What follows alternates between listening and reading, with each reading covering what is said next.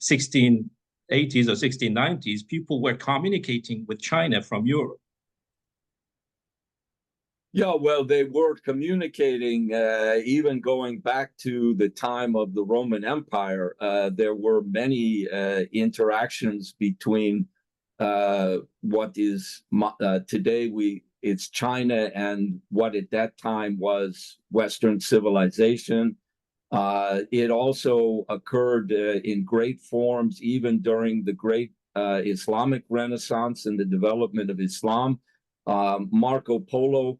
But coming into this period of Leibniz, you had a large number of European Jesuit missionaries, the most famous of which is Matteo Ricci, who is known and honored in China, not simply because he was a Christian missionary, a Catholic missionary from the Jesuits, but because Matteo Ricci was a profound philosophical thinker who mastered the Chinese language, both in terms of speaking and writing, was considered by the great Chinese intellectuals in some respects more advanced in his philosophical writings in Chinese than others. And what Matteo Ricci understood was that when you want to, even as a Christian missionary who wished to convert or influence Chinese civilization with his own religious perspective, he recognized that you can't impose on another civilization in a simplistic way your beliefs without accommodating and understanding the depth of their civilization. And that was what the foundation of the Jesuit faction called the accommodationists, who understood that, yes, we can work together. But even within the Jesuits, the church in relationship to China, as you were starting to talk about, there was this big controversy, the so-called rights controversy, not human rights, but rights as rituals within the church. Can you describe what the fight was about? Well, it was a combination of the terminology of how one could refer to the notion of creator, of God, which the faction of Matteo Ricci believed was very much in line with Confucian thinking and terminology, which was used at that time for what the Chinese would call the Lord of Heaven. There were also, around this rights controversy, the question of traditional forms of rites and rituals in honoring the ancestors that were a part of Chinese culture. And the accommodationists did not see this as religious practices that were heretical. They saw it as civil and traditional means of respecting those ancestors and people which have created the civilization that they've been a part of. And also consolidating the concept of the family also. Precisely. Which has always been an extremely crucial part of Chinese culture and still is very much today. But the other faction insisted that the Chinese have no idea of a creator. They have never had that. They also insisted that all of these so-called Confucian rites and rituals were essentially heretical.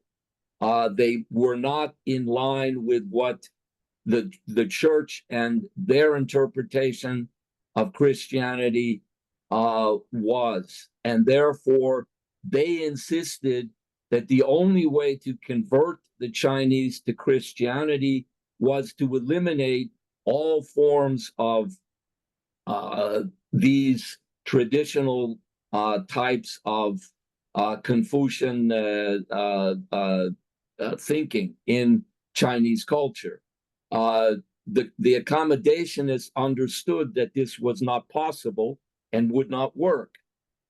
The unfortunate thing is that the faction of the so-called thinkers in the Jesuit faction that rejected the accommodationist faction succeeded in influencing the Pope, and they passed an edict or a bull in 1742, which basically insisted that all the Chinese are heathens unless they convert to Christianity, and that led to the breakdown of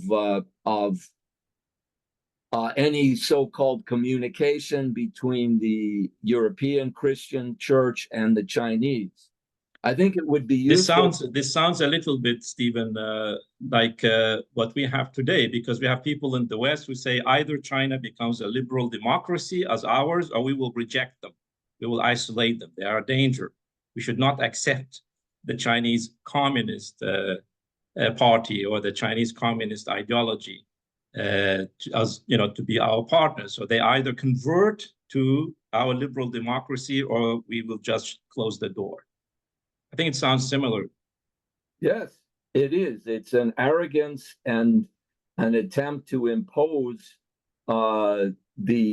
what they consider to be the values and the thinking and the beliefs that simply have to be adopted by all other cultures and civilizations de facto. And there's no room for dialogue or any kind of discussion.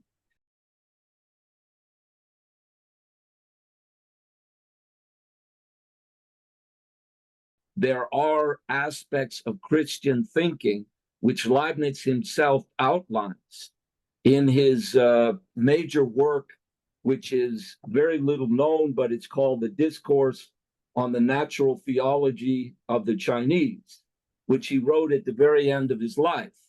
And in that, he identifies that there are very common universal principles which belong both to Chinese culture and even Western Christian culture.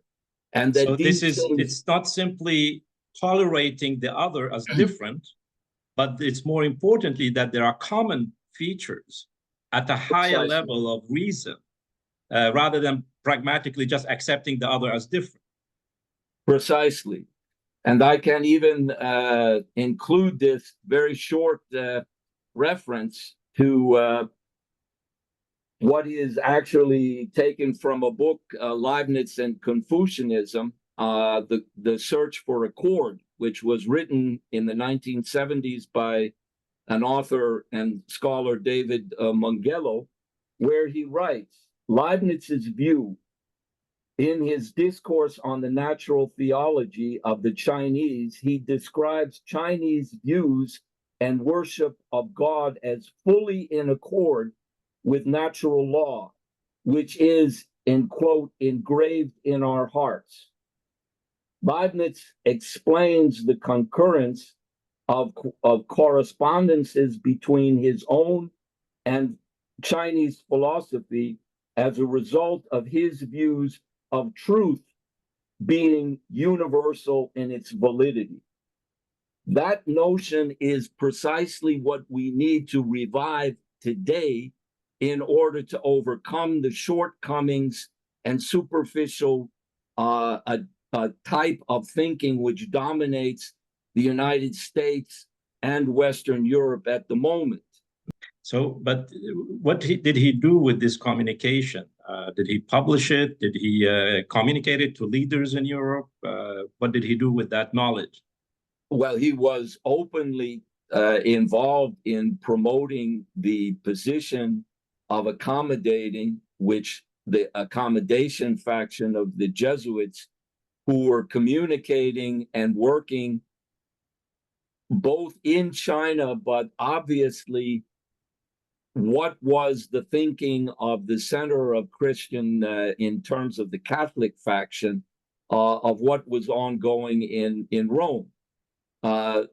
So you had to have an idea that in addition to publishing, as we've already mentioned, the Novissima Sinica, that's the latest news of China. This was a publication. This was a letter or a series of letters identifying what was ongoing in China, what was happening in all respects. It's a rather advanced and comprehensive series of writings that he wrote in 1697 and 1699. What he was writing here in the latest news of China, Novissima Sinica, which is in Latin, because what you are witnessing is a position that Leibniz fought for in order to identify how the two civilizations, European and China, could work together. So he greets his readers in this report that he is making, illuminating what is going on at the time. And he writes, I consider it a singular plan of the fates that human cultivation and refinement should today be concentrated, as it were, in the two extremes of our continent, in Europe and in China, which adorns the Orient as Europe does the opposite edge of the earth.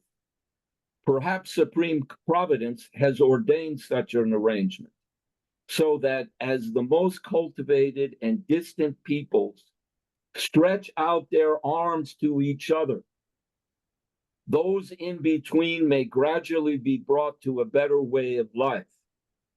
The main reference in between China and Europe is Russia. And he was working, as you pointed out, with Peter the Great to recognize the great landmass of Russia as the link that could bring together these two or potentially great friends and civilizations. Leibniz was representing the Renaissance thinking that was the great part of European culture. The problem is the oligarchical nature of European thinking, which has been the enemy of Renaissance thinking, is what has to be both understood and overcome, both what they fought to overcome under Leibniz's time and what we also need to overcome. You want to change the problems in politics, you have to put these deeper thought processes on the table and not separate them from the ongoing political discussion that we're engaged in. What I would say is, I think, in my view, and having read and studied the works of Xi Jinping as a thinker, I believe he has a philosophical thought in leading the nation of China. I think that his global civilization initiative is in line with what we are taking up and deepening as a process in how we can expand this idea of a global civilization initiative to overcome these kinds of dogmatic and very superficial thought processes which dangerously dominate world thinking today. So the Chinese, they are, as you pointed out, they are a proud people, and they should be. They are renovating their nation in ways that are all very much unimaginable for many Westerners who have not been able to see or experience it. But they are open to learning. What we have now in the West, which is the most problematic, is a censorship that is saying only those ideas which the leaders and the decision makers have decided should be put on the table. That excludes the kind of ideas that, for example, we are presenting here today. And that has to change. That censorship cannot be tolerated if we are going to be able to achieve what we are looking for in the form of cooperation and friendship. Well, Stephen Brawer, chairman of the Belt and Road Institute in Sweden, thank you very much for taking the time to enlighten us on these matters. So we will see you soon in the coming webcast. As I said, please subscribe to our YouTube channel and hit the notification button so you can keep updated about new things we produce. Goodbye. Thank you.